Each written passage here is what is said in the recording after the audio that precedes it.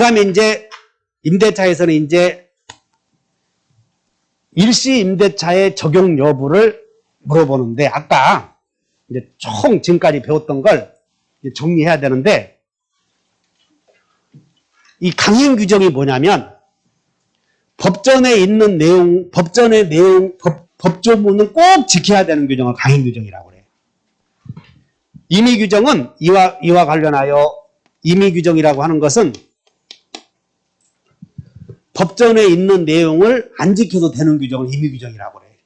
그런데 임대차는 계약법은 계약 자유의 원칙이 적용되므로 임의 규정이 대부분인데 강행 규정이 몇 개 있다는 거예요. 두 번째는 임대차에는 일시사용 임대차와 그 다음에 통상 임대차가 있어요. 여러분들 요약지 가져오셨지? 요약지 몇 페이지 펴냐면 이제 여러분들 책에 93페이지를 한번 펴보셔. 93페이지에 일시사용 임대차에 적용되지 않는 규정 있잖아. 오른쪽 맨 우측에. 그러니까 일시사용 임대차에 적용되지 않는 규정이 두 개가 있다. 크게 다 같이 법정질권, 강행규정.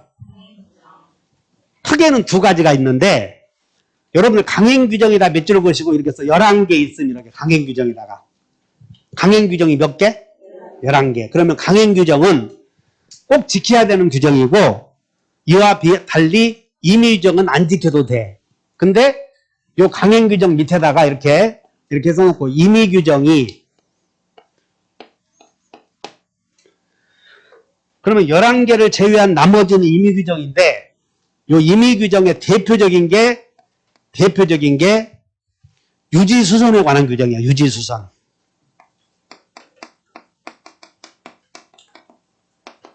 두 번째는 대표적인 게 비용상환.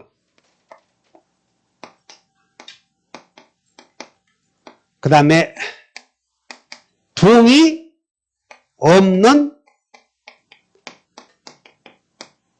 양도 전대 제한 규정. 자, 대부분 임대차도 임의 규정이 대부분인데 꼭 임의 규정으로 꼭 물어보는 게 있다고 몇 개 시험이. 그래서 유지 수선 의무에 관한 규정은 임의 규정. 그럼 특약이 우선한다는 거예요. 그 임차인이 수선오기를 했다면 임대인은 유지 수선 의무를 면하게 돼. 비용 상환. 임의 규정은 안 지켜도 된다고 그래서 그 비용 상환은 비용은 상환하지 않기로 한다 해버리면 상환 청구 못해. 그리고 여기서 주로 비용 상환 청구하면서 계약에다가 원상복구하기로 한다고 잘 봐요. 원상복구하기로 한다 그러면 이건 비용 상환 포기 특약이 돼버리고 그래서 이것은 비용 상환 포기 특약이다. 그 말은 곧 다른 말로 말하면 유치권 배제 특약이 돼버린다. 그 말이야. 이게. 유치권 배제 특약이.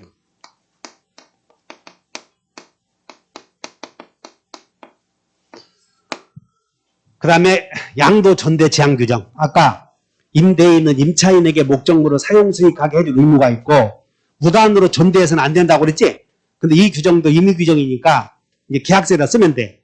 동의 없이 전대할 수 있다 썼지? 그러면 전대할 수 있다는 거야. 동의 없이 양도할 수 있다. 동의 없이 전대할 수 있다 썼다면. 그러니까 대표적인 게 임의 규정 여기 세 가지. 나머지는 이제 강행 규정인데 이거 외워야 돼. 그러면 다시 해. 일시사용 임대차와 통상 임대차 두 종류가 있는데 아까 민박 이런 경우로 일시사용 임대차라고 했고 일시사용 임대차의 경우에는 강행규정과 법정질권 아까 임차인이 2기 이상 차임을 연체했을 때 임대인이 임차인 수에 동산을 압류하면 질권과 같은 효력이 있다고 그랬죠. 그런 규정은 일시사용에는 적용이 안 되고 지금 배울 강행규정도 적용이 안 된다는 거예요. 그래서 강행규정에 여기 기간 약정 없는 해지 통고 해봐라. 기간에 정함이 없는 해지 통고를 임대인이 하면 몇 개월? 6개월, 임차인이 하면 1개월이 종료가 돼. 그런데 계약서에다가 기간 안 정했어. 그냥 뭐 쓰고 싶은 대로 쓴다. 근데 단서를 뭐라고 나오냐면 임대인이 해지 통고하면 7개월이 경과되면 종료하기로 한다 썼어. 7개월이. 유효요, 무효요, 그거. 그건 법에는 6개월이 경과되면 종료하기로 한다 했는데 임대인이 해지 통고했을 때 7개월이 경과되면 종료하기로 한다고 약속은 임차인에게 불리한 약정이 아니잖아, 이런 거. 그러니까 불리한 약정이 아니면 유효. 이 강행 규정은 임차인에게 불리한 약정은 무엇이 되고 무효가 되고, 임차인에게 불리한 약정이 아니면 유효가 되고, 그 얘기야. 이것을 경제적 약자에게만 적용되는 강행 규정이라고 해서 이것을 다른 말로 말하면 편면적 강행 규정이다, 이런 말을 써요. 다시 편면적 강행 규정이라고 한다 이거야. 그래서 일단 기간 약정 없는 해지 통고는, 그럼 여기와 구별하기 위해서 기간 약정 있는도 물어보거든. 기간 약정 있는 해지 통고. 기간을 정한 경우에도 참고로 임대차에서는 최장 기간의 제한도 없고 최단 기간의 제한 규정이 없어. 참고로 그러니까 임대차 계약을 할 때는 기간 안 정해도 된다 이 말이야. 만약에 20년으로 정했다면 그건 20년, 30년으로 정했다면 30년, 6개월로 정했다면 6개월로 정해지는 거예요. 기간에 정함이 없으니까. 그런데 주택의 경우에는 2년 미만으로 정했을 때는 2년으로 본다. 상가의 경우에는 1년 미만으로 정했을 때는 1년으로 연장되는 그런 규정이 있어. 근데 민법에 적용을 받는 임대차는 자, 주택이 아니야. 그럼 6개월로 정했어. 그러면 기간이 2년이 돼 6개월이야. 그러니까 임대차에서는, 자, 외워본다. 임대차에서는 존속 기간에 아무런 규정이 없으므로 알아서 하면 된다. 당사자가 알아서 하면 돼. 1개월로 하다면 1개월로 되고, 2개월로 하려고 하면 2개월로 되고, 그렇게 하면 된다. 그러면 기간 약정이 있을 때 해지 통고했을 때는 임대인이 해지 통고하면 6개월이, 임차인이 해지 통고하면 1개월인데 기간을 정했어. 20년으로 정했어. 근데 거기다가 임대인이 해지 통고하면 3개월이 경과되면 종료한다 썼다고. 임대인이 해지 통고하면 기간을 정했어. 임대인이 해지 통고하면 3개월이 경과되면 종료한다. 그 약속은 유효요, 무효요? 유효라니까. 이건 임의 규정이니까. 하여튼 저렇게 어쩔 때는 있지. 여기서 하면서 내년에 또 올 거 생각하면 누가 내년에 또 온가 이렇게 그려. 수인이 내년에 안 오겠고 합격하니까. 그 다음에 세인은 세상의 희망이 세이야. 그러지? 이 세상의 희망, 일어서. 이 친구의 이름은 세이라고, 조세이. 근데 조세이 이름이 이 세상의 희망이야. 이우직. 이 세상에 우직하게 살아가고 있어, 우직이. 그러니까 여자 이름으로는 세이가 좋고, 남자 이름으로는 우직이가 좋고, 어쩔 때는 우직 이름은 맨날 우직하게 살아야 된다면 일이 잘 안 풀릴 수도 있어. 그냥 농담이다. 기간을 몇 년으로 정했어? 20년으로 정했는데 거기다가 임대인이 해지 통고 시 3개월이 경과되면 종료하기로 한다 썼을 때 그 약속은 유효, 무효? 기간 약정이 있는 경우는 임의 규정이야. 그러니까 임의 규정은 특이하게 우선해. 대체 이제 뭔 얘기인지 그럼 이제 구별만 하면 되네. 없는은 강행 규정이고 있는은 임의 규정인데 임의 규정하고 비슷한 말이 있이냐 업이냐 그렇게 하면 돼. 업, 잇. 그러니까 구별 개념만 공부하면 된다고. 이자가 임시하고 비슷하잖아. 그래서 다리 없는은 당시, 있는은 임시 이렇게 하면 된다고. 이렇게. 그 다음에 묵시적 갱신. 임대차 기간, 임대차에 정해졌는데 여기 주의해야 돼. 정해졌는데 임차인이 상당한 임차물을 사용하고 있어. 정해졌는데 그냥 자동 넘어가 버리고 임차인이 사용하고 있는데 임대인이 상당한 기간 동안 이의를 제기하지 않으면 묵시적 갱신에 접어들어. 그러면 주택임대차는 묵시적 갱신을 막기 위해서는 둘 중에 한 사람이 통지해야 돼. 갱신 거절의 통지. 근데 임대인은 기간 만료 전 다 같이 6월에서 2월 전에 재계약 않게다 통지해야 돼. 주택임대차는.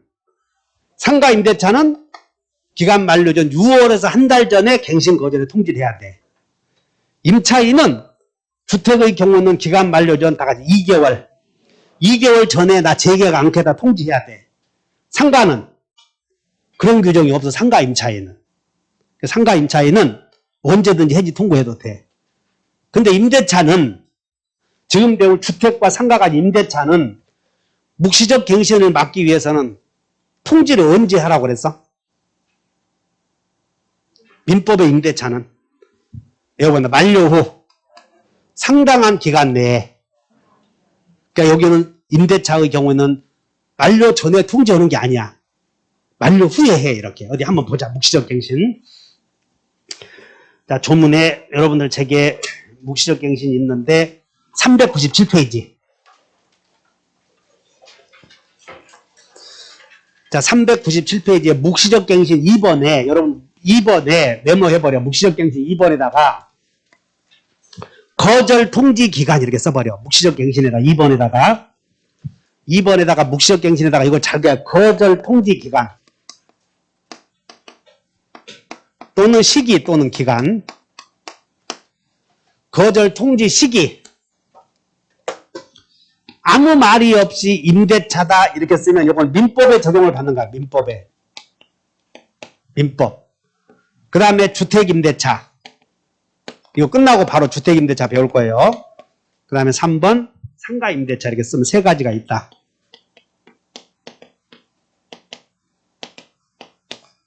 여기는 갱신 거절 통지 주체가 여기 한번 봐. 한번 읽어본다. 임대기간 만료 후 시작.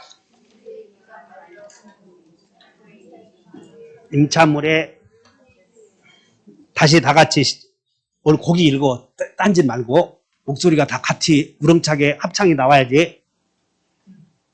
딴짓 하지 마시고 639조. 임대기간이 만료한 후에 시작.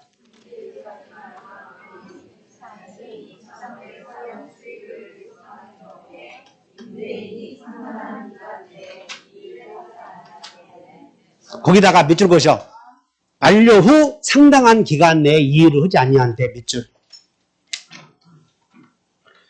그러니까 민법의 갱신 거절 통지 기간은 임차인이요 여기는 임대인만 해야 돼. 임대인이 기간 만료 후에 상당한 기간이 지나서까지 통지 안 하면 법정갱신이야 여기는. 주의하셔야 돼. 만료 후 상당한 기간 내에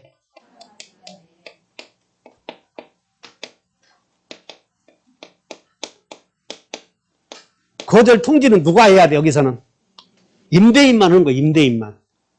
근데 임차인은 그러면 상당한 기간 내에 임차인은 언제든지 나간다고 할 수 있는 거예요. 임차인은. 거절 통지 기간 임차인은 제한이 없다고. 거절 통지 시기에 대해서. 그래서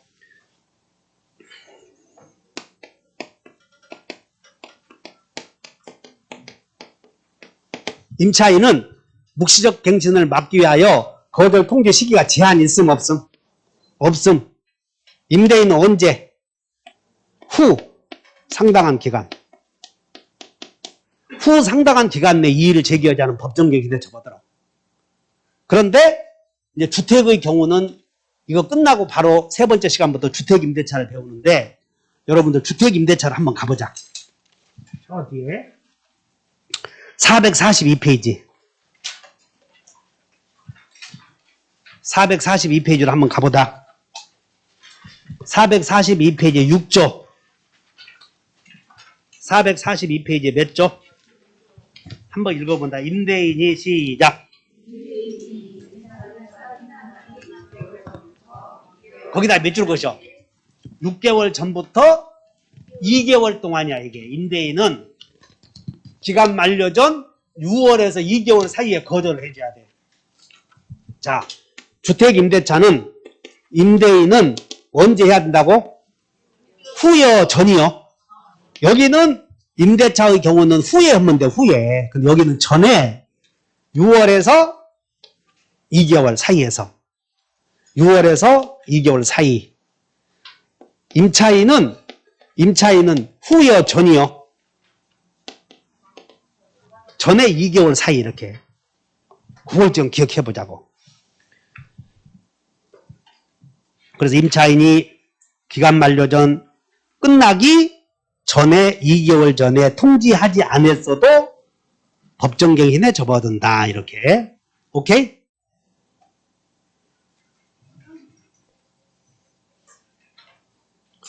그 다음에 이제 상가. 여러분 상가 임대차는 455페이지로 가봐. 455페이지. 455페이지에 거기다 또 써봐. 여러분 455페이지에 메모. 묵시갱신이나 법정 묵시갱신 시 거절, 통지, 주체와 기간 이렇게 써봐. 제목을. 455페이지에 맨 위에다가 또 메모해 보셔. 묵시갱신 시 거절, 통지, 주체와 기간 또 메모해 봐. 어디? 1번 민법. 여기는 임대인, 여기는 임차인. 그 다음에 2번 주택, 임대인, 임차인. 3번은 상가. 이제 여기 이제 여러분들이 이렇게 써놓은 이유가 여기도 한번 비교해보고 공부하라는 거예요. 써놓은 이유가 요거 하나만 딱 상가 오면 그런 게 기억이 잘 안 난다고. 자, 상가는 임대인은 끝나기 전 6월에서 여기는 자 주택은 끝나기 전 임대인은 6월에서 2월 사이요. 6월에서 2월 사이. 임차인은 상가 임대차는 임대인은 끝나기 전 6월에서 한 달 사이. 임차인은 제한 규정 없다고. 이런 게 임차인은.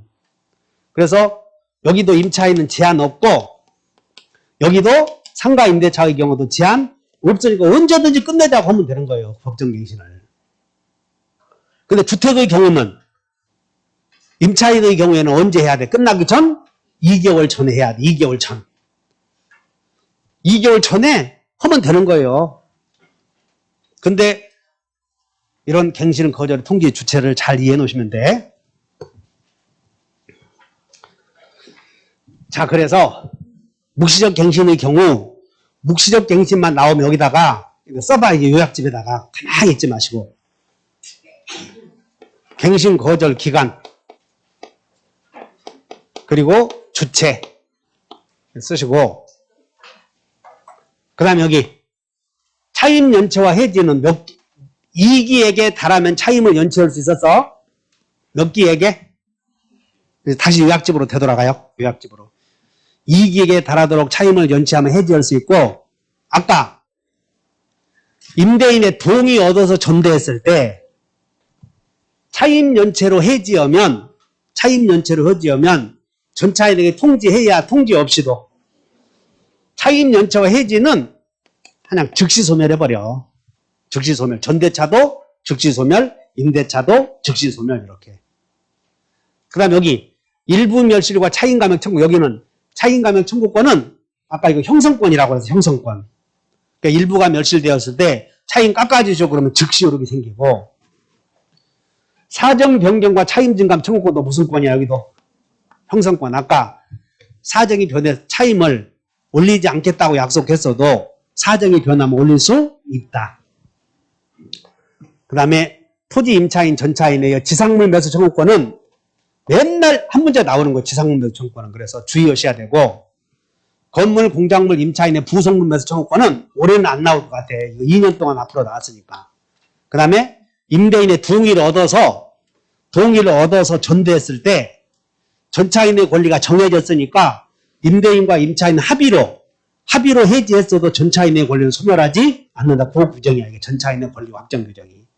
그 다음에 임대인의 동의 얻어서 전대했을 때 해지 통고했을 때는 임대인의 동의를 얻어서 전대했을 때는 임대인이 임차인에게 계약을 해지 통고하면 통지해줘야 소멸한다. 그 말이야. 이게 통지해줘야. 이것이 강행규정이야. 그래서 지금부터 강행규정 한번 외워본다. 업자에다가 아까까지 어묵 이게 왜 이렇게 해놨냐면 이걸 법조문 순서대로 강행 규정을 하다 보니까 순서가 이렇게 돼 있어. 법조문 순서대로. 근데 이거 해처 모여 하면 더 쉽게 외울 수 있는데 그냥 나는 법조문 순서대로 해놨으니까 그렇게 외워보자고. 다시 한번 어묵, 차차차, 지부확통 이렇게 외워버려. 이건 강행 규정이다. 그러면 이거 한 문제는 반드시 외워줘야 돼. 한 문제 나오니까.